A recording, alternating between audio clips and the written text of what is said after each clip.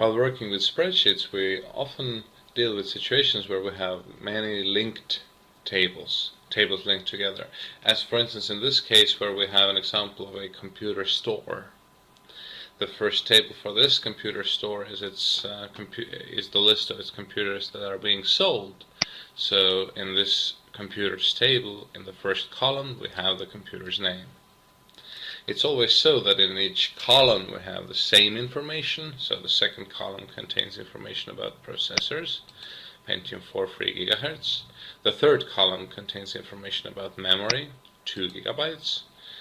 The fourth column about the disk size, and the fifth column about the price of the computer. Now, another table for this computer store would be the table containing the information about all its employees. So, for instance, in the first column we have its social security number, then followed by given name and family name. We have the record of the employee being either a man or a woman, and about his or her date of birth. Now these two tables can be considered, they can be called static tables, because things get inserted, new things get inserted into these tables very infrequently. And this is in contrast to the third table, which is a table which contains the sales of these computers, and this table gets updated every hour. So in this table we have the date of the sale. This is the first column. Then it's followed by the sales representatives' names who made the sale.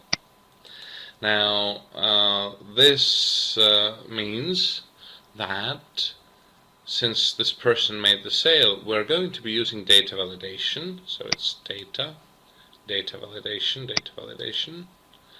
and as we remember, we choose the list and let family names from the employee tables be the list. So here it is. These are the family names, and these can be chosen with data validation into this table. Now, it's followed by the brand name, which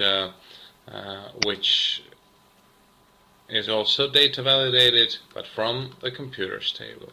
And now we can see that this data validation helps us tie together these tables, because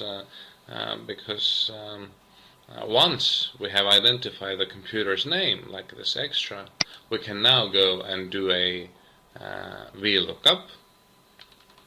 We'll do a VLOOKUP, look up the brand name extra, here it is, and from the fifth column do and take out the price, and here it is. Extra is followed by its price 4190.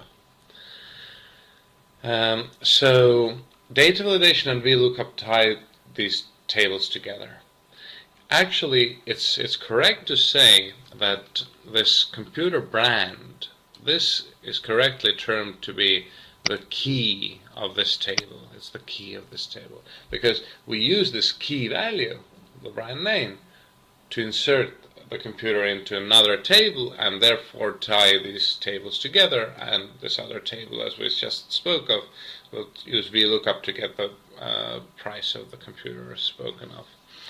And now we can also see that in the employees table there are actually naturally two keys, because first of all, of course, the social security number is in a sense a real kind of key because it's really unique.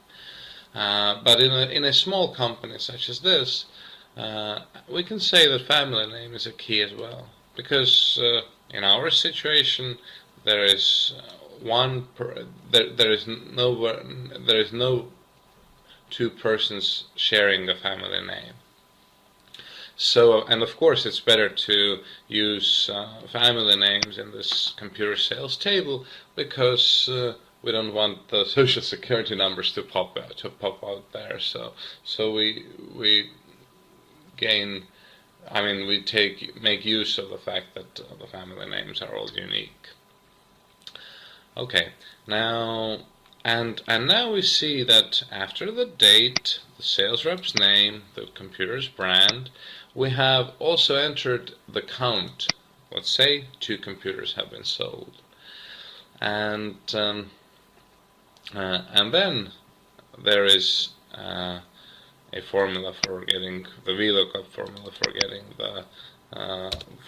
the computer's price. And then there's the issue of sales tax. So this price here, when we multiply count and price together, we get the final revenue from the sale. This price here is, according to Estonian